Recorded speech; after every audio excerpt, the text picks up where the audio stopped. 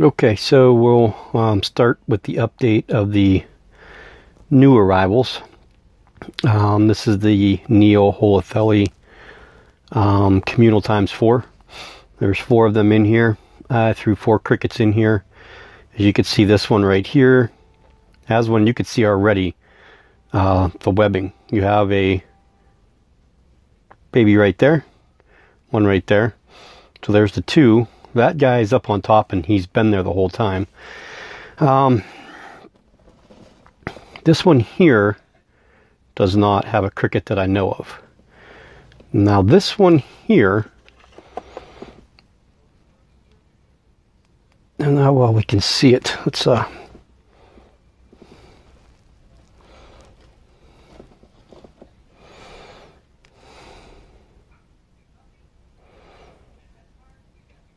okay, so there's that one. You could see there is a cricket in the fangs, and one that it killed and is storing for later.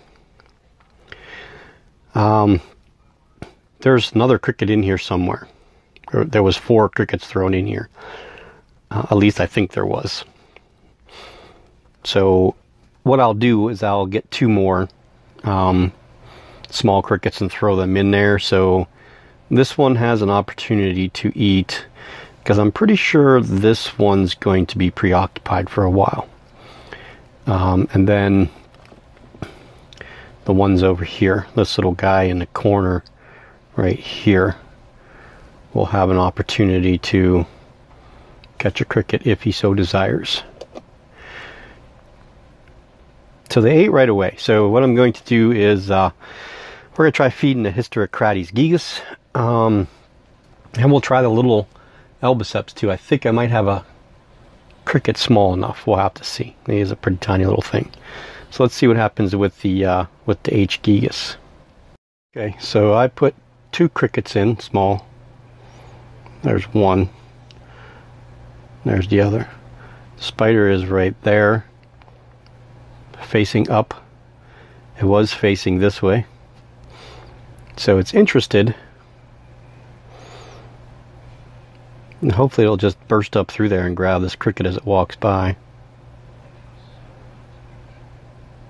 I don't know how much closer it needs to be to you, buddy.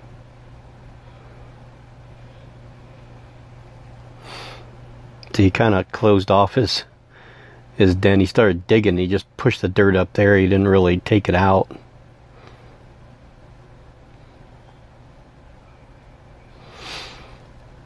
Now I'm going to spend some time tonight while I'm watching TV and print some labels. So that's those 2. I'm not sure when this video is going to get posted, so it could be a few days. This is the same day that I got these. Oh, we want to try and feed the albiceps. There is a pretty small cricket.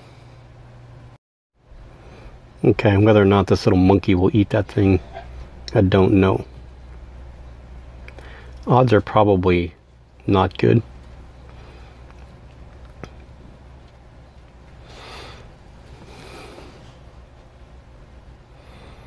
But we can always try. I like to try feeding the slings live prey before I feed them pre-killed. If they don't take it live, then I'll squish that little bugger and leave it in there.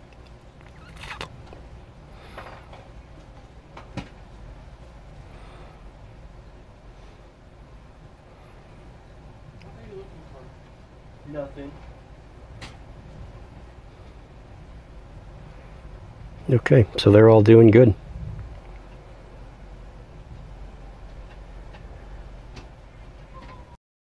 Okay, this is Sable. Brachypelma emilia. One of my crickets escaped and I caught it, so I decided to feed somebody, and she was the benefactor of that. She's the one that was put into the little critter keeper, and she burrowed all the way down. She never dug before, and it's kind of a testament on Brachypelma. A lot of people don't think that they burrow, but if you do give them enough dirt, they will. I'm not saying that they all will, but they will. So she's munching on her dinner, but you could see the plant roots of the fake plants that I put in there. I really don't like them like that, but I tried to pull one up and it started to collapse that whole burrow system, so I just kind of left it alone. So she's got what she's got. Okay, okay, there'll be more to come. Okay, here is the P. imperator, the emperor scorpion. Still has not molted. I took its cork barks right there, just out so we could see them. And somewhere in there, well, of course, the water dish is a cricket. Not sure if it's going to eat or not. Odds are probably not. I have a heck of a time getting scorpions to eat for some odd reason. I just don't have those super aggressive scorpions.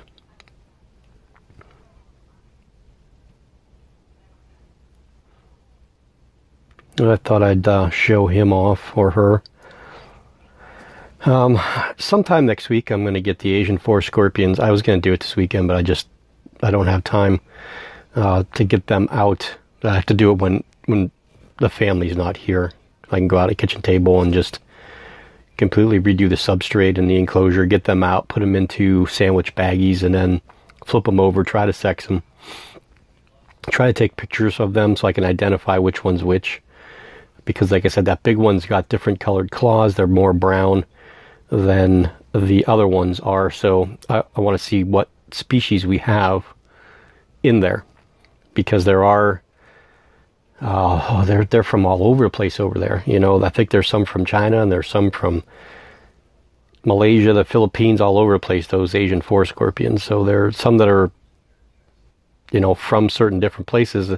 They're getting along fine, perfectly fine, but let me tell you, when they are out roaming around at night, especially the big one, and it's clanking its claws on the side of the glass enclosure, it's enough to drive you insane. They're very, very noisy. And you have that, and then you have the snapping turtle that's moving around its rocks in the bottom of the aquarium there.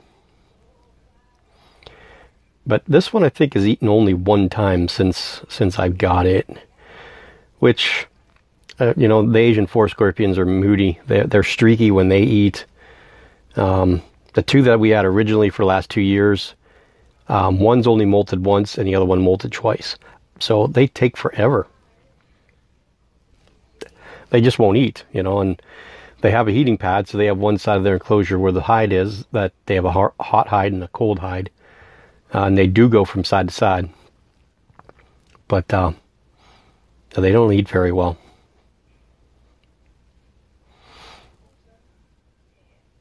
I wished I could take them out of that 5-gallon aquarium and put them into something separate, but they're going to have to be roommates. We may have to bump up the aquarium size, which that's not that big of a deal. A 10-gallon aquarium is pretty cheap. Is that cricket still drinking water? Okay, time to move the cricket. Just to see what happens here. You guys can watch him. Yeah, just ran right over him. I don't expect him to eat anything, so I'll just leave the cricket in there for tonight. We'll check him out tomorrow and see how he's doing. I'm going to get him covered back up. Okay, here's our little newt. I can't remember the common name or the scientific name. It's a goofy name, really. It's actually kind of long, but I mean, we know them as the red dotted newts, but I think they're the eastern red dotted newts. Maybe I can't really remember. I had a hard time trying to figure out what to feed us to. He wouldn't eat anything. Got him to eat a waxworm once, a very small waxworm. But I put springtails in here, and you could see him. He was going into the water chasing them. So he's been eating springtails. So it looks like we might need to add some. Yeah, it does. I don't really see any crawling around in there. So we'll have to add some springtails for him. But these things are very, very docile. They will bite you. I've had them bite me before when I was younger, but this one's pretty laid back. I loved these things when I was a little kid because they were just so cute, and they weren't slimy, and they didn't have to be really kept in water. I mean, as they get bigger, I'm not sure if this size right here they should be water bound, but he doesn't seem to like the water much. So we spray, then I got to spray the moss down too. I'll do that since he's out. I try to keep the moss wet, but he does seem to like it over here. He's got regular cocoa fiber with topsoil, potting soil. You can see there's a waxworm larvae there. We'll have to get that out of there. And a little log hide that he used to live in, but he doesn't anymore. He spends most of his time over here or just draped inside the water. He didn't like when the water was full all the way. So once the water started to go down and I filled it back up, he stopped going in again until it started to evaporate off. So this is about the level, maybe just a tad bit higher for what he likes to crawl around in there. And I keep the moss in there. That kind of keeps everything nice and damp.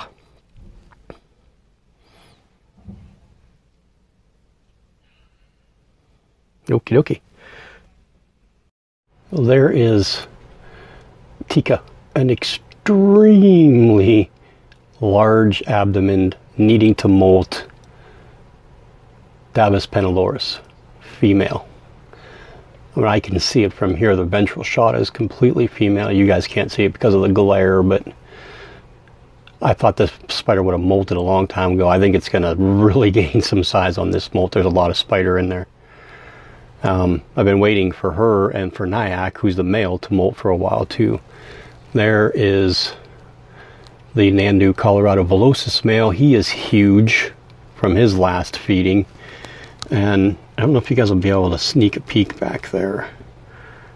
Yeah, see that round mass there?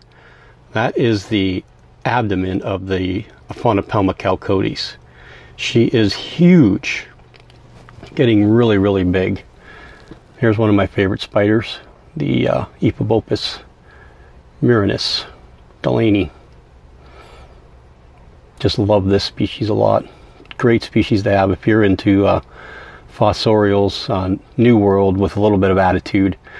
They have their urticating hairs on their pedipalps that they can kind of fling at you or throw at you. I believe they can throw them at you. So it's an interesting fact. Everything, oh, there she is. Do you see her? Look at her.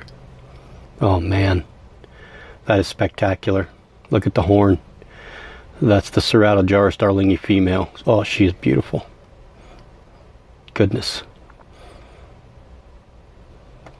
Okay, so just a few other things to add to the video. I did move my Avicularia metallica female, or Avicularia morph type 6, I should say it the right way. She's in the middle enclosure there. She's in the enclosure that used to have the Carabiner versicolor. So she's been doing fine. And everybody else is doing fine. So molt-wise, the two Davus pentalorises are still holding out. The Hysterocrates incei male, of course, is just not giving his molt up. I expect her to molt sometime in the near future. The Poecilotheria Miranda, which if she does, she'll probably be the biggest of them because she'll bypass the subfusca in size with this next molt. Who else? Well, there's a handful. The Psalmopaeus erminia. I don't think the HMAC is in pre-molt yet. I'm sure there's some small guys that are in pre-molt. I think the Chilobrachys fimbriatus looked like it was abdomen size. He sits there like a puppy dog and just looks out at me all the time. Wonderful. Hysterocrates annex. Nice spider. Some of the Hysterocrates, North American spiders are really, really laid back and docile. They take forever to grow, so they're a turnoff to a lot of people. But if you can get them at this size, or even, inch and a half, they look like little puppy dogs, really. They really do. I wished I had a chalcodes about this size, inch and a half, because if my female lays the sac and then, it's good we won't really have babies till summertime. And then, you know, you're looking at 2 years from now, I'll be in my 50s before they're even an inch big. But that's okay.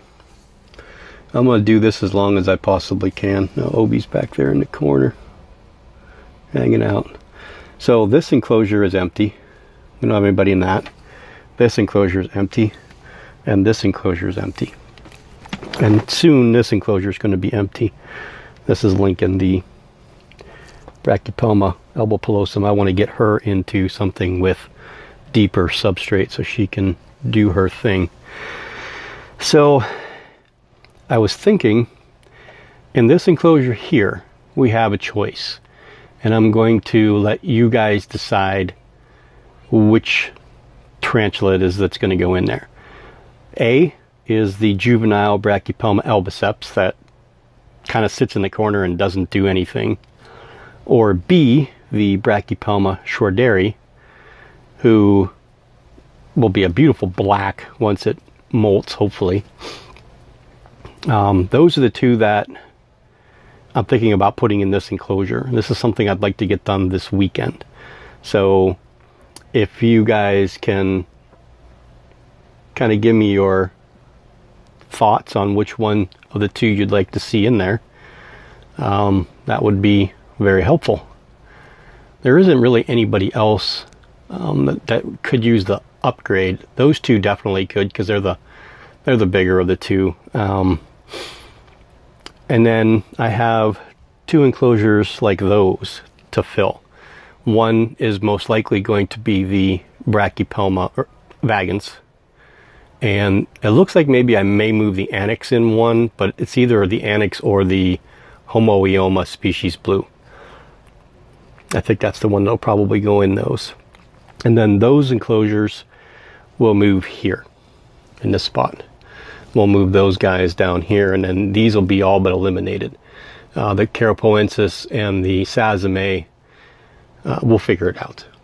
I said, because eventually all those spiders right there, the annex, the Sazame, the vagans, and the Carapoensis, will all be in that size enclosure. So we'll be able to put all those right there. We'll be able to stack probably 3 deep by 2 there. So we'll eliminate that stuff, move that stuff over there, conserve a little bit of space. So yeah, let me know what you think. Shorderi or albiceps. Alright, well, thanks for watching this goofy little update. Oh, and by the way, the one of the other 3 inceis grabbed another cricket when I put it in, and this guy's still contemplating on whether or not it wants to eat those 2 crickets. And the little tiny albiceps there is just sitting in the corner. So, okay, it's up to you guys. Whatever votes I get before Sunday, I'm going to make the switch on Sunday. That's what I'll say. Sunday is going to be the day that we move whoever in here. So whoever gets the most votes, the B shorderi or the B albiceps. So the Mexican gold red rump, or I'm not quite sure what the common name of the shorderi is, to be honest with you. I'd have to look that up. I really don't know. So, okay, well, thanks for watching. Let me know, and have a great day. Say goodbye. She's still in there. Man, this spider's cool. Just so you know. Can't see it that way. Alright, see you guys later.